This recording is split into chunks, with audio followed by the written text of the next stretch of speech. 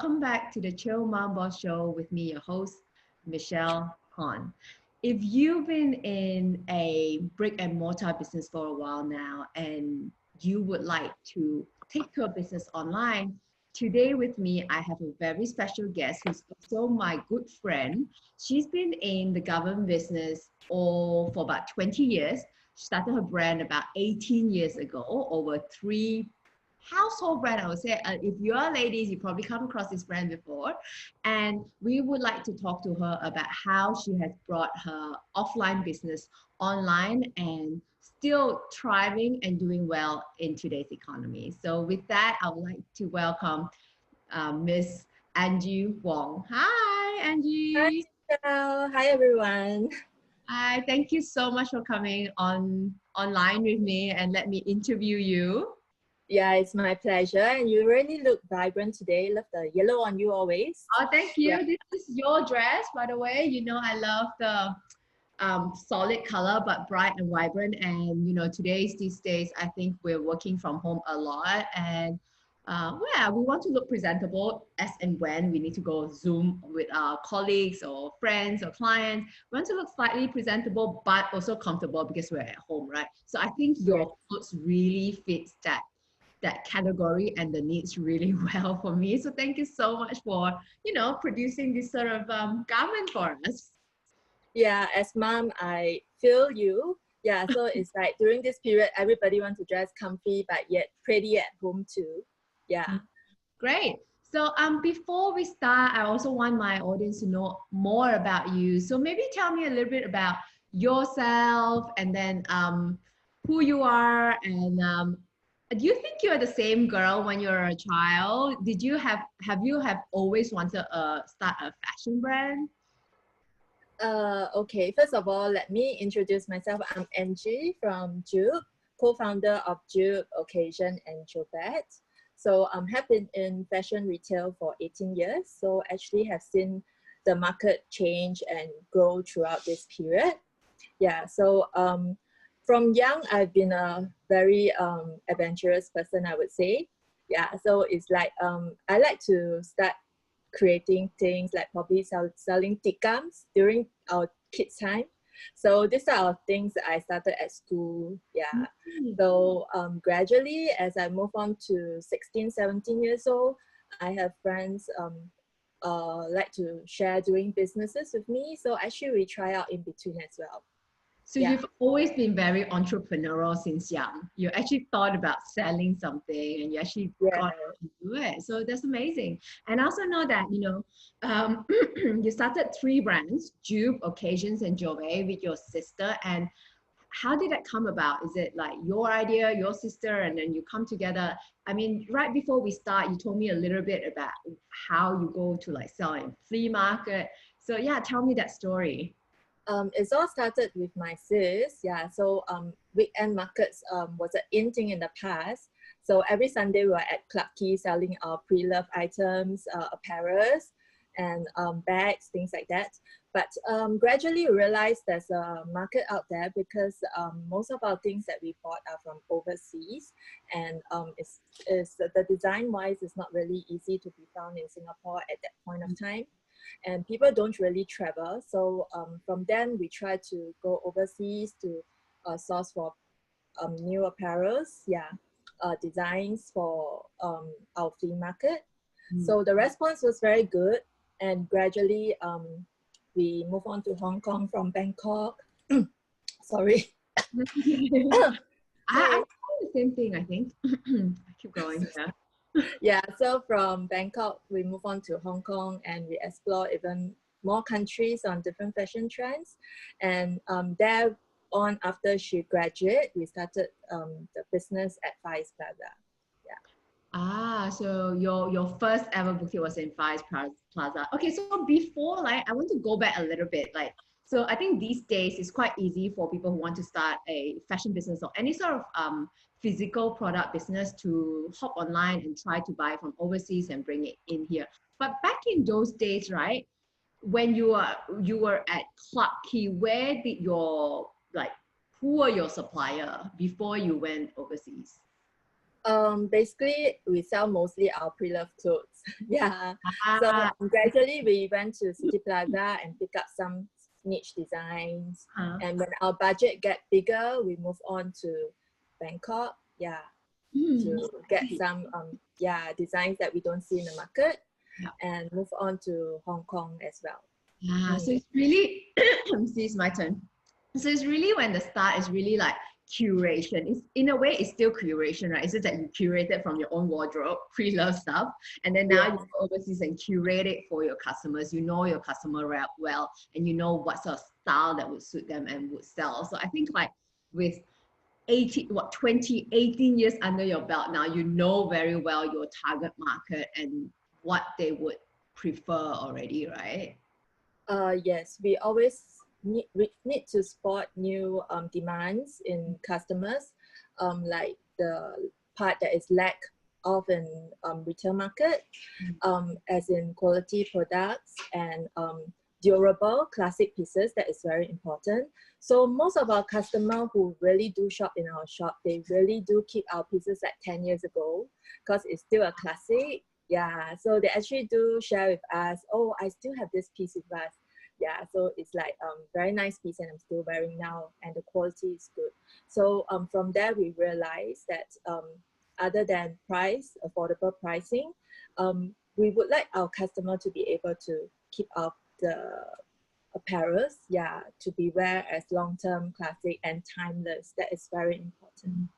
Yeah, when I think of JOOP or when I think of your own personal style, it's very, it's feminine and it's, yeah, like you say, it's a classic piece and it's pretty. All your stuff are very pretty, I must say. You have feminine, very pretty, very like almost like happy, flowery, that sort of feeling without being too floral. I don't know even whether I'm making sense or not, but yeah, you get what I mean. Yes, yes, So that's now our I also like to say that we can also find your design on Lazada, right? So how did you get from a brick and mortar business and transition to being selling online? And how do you get onto Lazada and how Oh, has not, you? sorry, not Lazada, it's Zalora. Zalora. Yeah, Zalora. Oh my God. Yeah. Yes, It's Zalora. okay. You want to start the question again? Clothes. Yeah. Okay, Zalora. Yeah. How do you get onto Zalora? Okay, actually it's the Europe company from Zalora. Before they launch in Singapore, they approach our brand. So we have a meeting with them. And we realized that no harm trying because the market is changing at that point of time. We are already online. That was around year 2010. We are already on our website. So I think it's time to tap on a bigger market. So through Zalora, we are able to tap to Hong Kong, Taiwan, and Malaysia market, which covers a wider range of customers, yeah, compared to Singapore. Yeah. What have you learned from being in a physical business to coming online? What are the kind of like the challenges that you first found that wow, this is a totally different like business? It's or maybe not totally different, maybe slightly different from your brick and mortar boutique. Yes, it's quite different, but I'm glad that we go through the process very smoothly with the help of the engineer from the software company. So the merging of Zalora with our website is also very easy to work on. Yeah, but basically our products, we start to change to 4 seasons once we launch with Zalora because we have overseas market for winter wear. Yeah. So if you can see, there's a change like 5 years ago as there's a demand out there. Yeah, from Hong Kong, Taiwan, selling trench coat and travel styles as well. Yeah. Okay. So when you say merging your website with Zalora, does that mean really to control the inventory to keep track? Yes, the inventory and the product launch, yeah, all will be merging together, yeah, with Zalora website, yeah. Okay, so let's say if you launch a new collection right now, so all you have to do is you go on your website, upload the photo, and it automatically get pulled to Zalora, or how does that happen? You have to It do. will be linked to ZALORA, but it will it still have to go through approval. Yeah, from the ZALORA web. Whether Yeah, they of the want to put that products. particular style onto their website. Yeah, they're still able to control whether the stocks and the designs are suitable. Yeah. Okay. Meaning if a new collection, you have 20 pieces, but maybe they can just pick 10 pieces to be on their platform. Is that correct? Am I getting? Usually, how many pieces we place online will be accordingly put up. Yeah, on their website as well. Yeah. Yes. So it's the same. So on your website, you will have more pieces than typically what ZALORA would end up having, because they pick which pieces. Yes, we are able to control. We are able to control the stock. Yeah. Okay. So this question was asked to me by one of my coaching students, and it's like, for physical product, how do we know? How do we control the inventory? And like, at what point do we know that, hey, we need to start ordering already so that it doesn't run out? So I think that's a pretty good question if you're, holding a physical product, and you being in this business for 10 years or more than 10, 20 years, you probably know. So what's the maximum amount? And at what point do you, like the minimum amount that you need to place an order?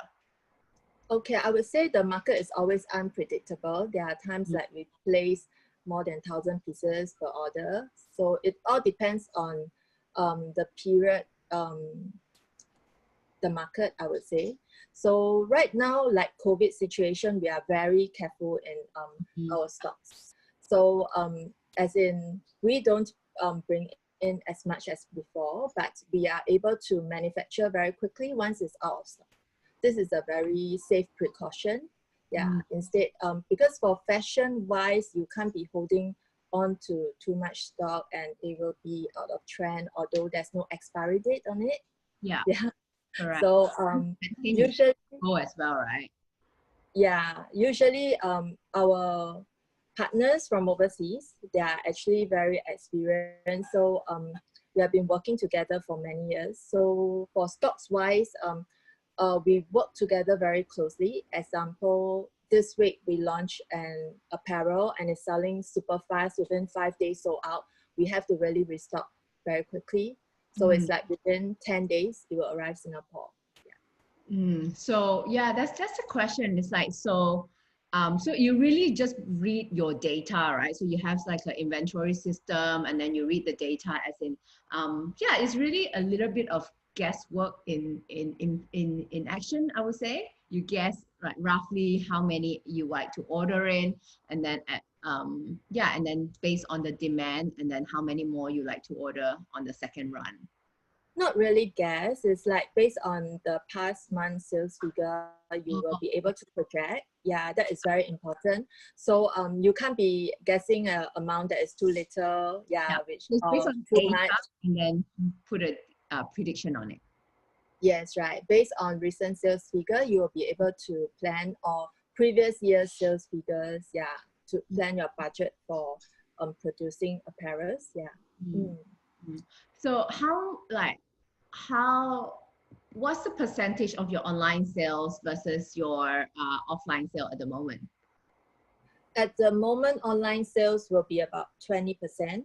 Yeah, whereas my retail outlet is always very strong, I would say. Yeah, because our customer base is like so used to trying on the apparels, touching on the textures of the material and the quality before they make purchases. But during this COVID season, I would say there's a pickup online, yeah, at overseas and in Singapore as well. Yeah, because I would say a lot of customers are staying home still, yeah, based on current situation. Yeah. Oh, okay, yeah. Well, but you can see that the online shopping trend is growing, right? Yes, definitely it's growing. Yeah. What would your advice be for someone who say wants to start a brand but is solely online? So if customer does not have that physical feel and touch factor in terms of like making decision and buying, what would you say would be a good feature that they can offer so that customer would like especially the first time they buy from a new brand, right, would Yes. actually, yeah, take the risk somehow to like make the first purchase. What's the advice you would give the online brands to do? Maybe for the customer who have the first order, you can give them a promo code for the second purchase. Mm. And of course, probably if they want to give customer more confidence in purchasing the apparels, they could invite influencers, or maybe the owner herself can put on the apparels, yeah, to go on some short IG stories, yeah, to create awareness for the brand, you know, how this apparels put on a real person, how is it like? Yeah, so actually, this really do help. I would say our customer base, they really do watch the IG stories and do see how is it been wear on the other feature on other influencers. Yeah, so from there the response come in very quickly, I would say. Yeah, it's like right on the spot within 24 hours of the IG stories. Yeah. Nice. That's news for everyone. So is that your favorite platform, Instagram? So far our followers responded very well. Yes, Instagram, I especially would for say Facebook used to be good, I would mm, say. Yeah, but now more of the followers will move on to IG. because I think it's more visual, right? And especially for clothes, it's very visual. So if they can Mhm. see how it moves and how it looks like on certain people, on influencers of different type body shapes, then they can sort of imagine it on themselves. And you're very Yeah. active on Instagram, I noticed, right? Do you manage the boutiques account yourself? Right now, I have staff assisting on managing the account Mm. because it's really getting more busier. So I think it's time to hand things over. Yeah. It is. Because initially, when we started off all this, I would like to be doing it personally so that I know my followers and my customers what would they like to see. Yeah. So from there, I understand. So right now I can just hand over to my team to do. So. Yeah, I fully agree. I fully agree. I think before we hands off and let someone else do it, it's best that you understand the ins and outs of how it's being done first, right? Understand what Yes, right. works and what doesn't, instead of just relying on someone to do that, and you wouldn't even know whether he or she is doing a good job, because if you have no idea, you have no idea. So that's a Yes, good right. thing. You first learn it, and then you can hand it off, and then yeah, you can still keep track on whether it's working or not. Yes, right. True. Great. So I also know that you have two daughters. Is it 17 or 18 now? 17 and 17 and 10. 10. Yes. Yeah. Yes. Right. So they would have been born like halfway through you're in business. How did you manage that in between, like business and being a new mom, and now 17 years later? Yeah. I think the most important thing is family. Yeah, very good family support. I'm very thankful that my sister-in-law and mom-in-law are also supportive, helping me to take care of my kids when I'm away overseas. Yeah, so as well as a supportive husband, always encouraging. That is very important. Yeah. So timing wise, initially when I have my first child, timing wise was very tight. Yeah, and I was how to say when my child was 3 months old, she was down with Wilms tumor, so that was the biggest challenge for me. And during this time is my um, opportunity for my business expansion. Yeah, so at that point of time, actually, I have 10 retail outlets and also other overseas opportunities as well. But Wow. I have to measure which is my priority. Yeah, of course, it's family in the first place. Yeah, Yeah. so yeah, family and business as well. But the focus is so during this period, I'm very thankful that my mom-in-law and my mom actually helped me out with taking care of my daughter. So I still can excel in my career from there. Yeah. Mm. That's great. That's great. Yeah, I think a lot of women, they sort of give up when they can't find that support. Do you have a tip for them in terms of like rallying support around you? I think having a good talk with your husband to understand situation is very important, so that they will be able to help you and support you. When, example, at times I need to stay back till very late, he'll be there to take care of the kids. So these are the things that communication wise we have to do very well with our family. Yeah, it may be some of you might not be able to get support from your mom-in-law or your mom, but husband, I think, is the most important thing. Yeah, to help you to go through whatever tough times you have in your business. Yeah. Okay, great, great. I love that. Okay, so before we end, I would like to, I'm curious, right? Because you seem like you have so many boutiques and brands, and you have kids, and you're also very social. You have many friends, and I like to know, like, what's your typical day like? How do you like fit everything into one day? Go. Okay, everyday schedules depends. So I do wake up at 7 o'clock, sometimes 9 o'clock. It all depends on the day schedule. If I have anyone to meet or any meeting with my overseas partners. So first of all will be to my office. Yeah, so where the shipment comes in weekly, I have to check through the products, whether are they correct, things like that. So after that, we move on to my retail outlets. So in between my lunch time and my tea break time will be meeting up with friends. Yeah, where I can get re-energized and recharge and move on to the second part of the day. Yeah. Also, as currently I have 5 outlets. Every day I have to pop by my different outlets. So office is the one of the place that I will be usually. So very important to be at my retail outlets to motivate my staff and to encourage them. So also for me to understand my customers, the shoppers. Yeah, so from there I'll see what are the shoppers are looking for, things like that. Yeah. So by evening I'll be back with my kids. So it's like back home for dinner with them, and after we have finished the schoolwork, things like that, probably in the evening I'll be back to work when they go to sleep. Same. That's what we do. I think when you have your own business, it's really every pocket of time when you're not spending with the kids, it will be on your business, because our business is like our kid as well, isn't it? Yeah, having our business is like 20. Yes, right. It's like 24 hours you have to be on standby.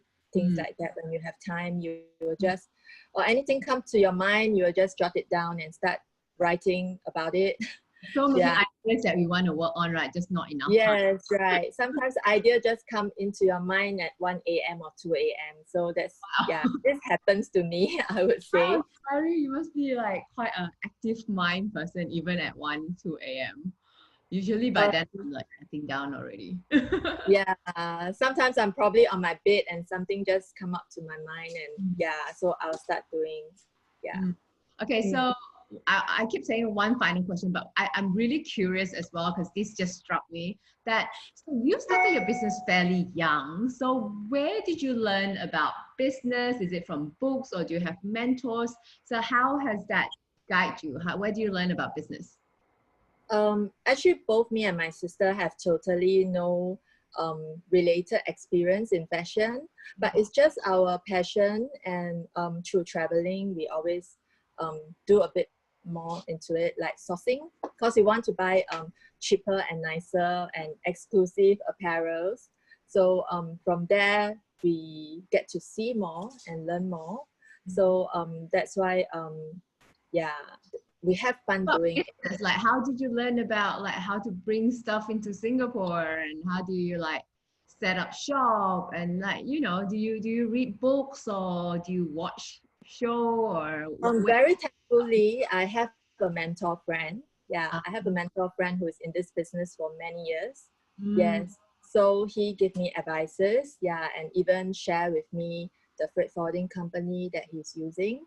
So he do take care of me very well, as and my sis as well, as sharing all the information with us, and from there we explore further ourselves. Yeah. And then you learn that's through experience. But you have to get out there and do things so that you will learn, right? Yes, right. Looking We are back. so daring that we can go to places that we haven't been before, like factory area, and just go one by one to go and source for Ah, purchase. Yeah. yeah, the first time, like, yeah, you don't know anything, like what's the right question to ask and all that, right? So it's very important to have that mentor or have a friend or family members who has done it before, who kind of like show you the ropes. Then it's, you know, then your learning journey, we all have to learn anyway. Then your Yeah. learning journey will be a bit more straightforward, shortcut. Yes, right. Yeah. Mm. I think it's really important, especially I understand that you are having a training program too, right? Yes. Yeah, I think it's a very good platform for um, new businesses to have someone who is experienced to advise you, and so that you won't be wasting time on unnecessary decisions or routes to affect your business growth, I would say. Yeah. So with someone experienced, you actually can actually direct train to success, I would say. Yeah. Thank you. And on top of that, you know, especially my students, they are um, home business. And on top of that, it's just more of like having this community, having feeling like you have someone who's doing it with you. Because many times we are really one-man show. We don't have a team. We have no one to even bounce idea with. So I just hope to be that someone to kind of like give them ideas on like what to work on, whether what they're thinking is correct or whether they're on the right track or not. Just being that support for them. Sometimes it's you know, like you mentioned earlier, you know, not all husbands are, not that they're not supportive, but they probably thought that the business is just kind of like a hobby. It's not that important for the wife, right? But Mhm. in the wife mind, it's like, hey, it is important to me, but the husband is like, hey, that's a little plaything. I have no time to like think about how it works and all that. So I just wanted to be that support for these moms. Yeah.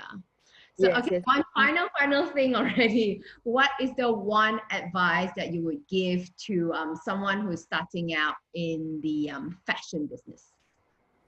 Okay, very important is perseverance. Yeah, so and continuing to learn, yeah, and to adapt to changes. This is very important because for fashion trade, it changed very quickly. We have 4 seasons, and fashion really evolved very quickly, I would say. Yeah, so the pace of learning have to be very fast and continuously. It's not like you learn it now and you just stop from there. Yeah, you have to continue to grow. Yes. Learn and grow, and there's always things to learn, isn't it? It's never Yes, stop. Never. never stop learning. That is very important. Yeah, Mm, and if you feel that this is what you really want to pursue, mm. really don't give up, and really focus on how to improve yourself, improve the business. Yeah, and you will find a way. Yeah, definitely, there's nothing impossible. That's great. So encouraging. So where can our audience find your boutiques? Where are your boutiques and your website? Currently, we are at Vivo City and White Sands, as well as Marina Square, Anchor Point, and Jurong Point. So you can shop online via our website, www.jovet.com.sg, and even at ZALORA, and as well as Shopper Spot. Yeah, and on Angie's favorite social media account on Instagram, you can follow all her new release, and they have new styles every week. So if you follow her IG, you'll be inspired to see new design, and yeah. So that's how you can keep up to date with Jove new designs. That is Yeah. at JOOP by Jove, isn't it? Yes, Jovet by Jude. Jovet by Jove. Okay, there you go. All right, thank you so much. I hope you have learned, you know, tons of values and knowledge and experience from Angie. And thank you for joining us once again. Bye.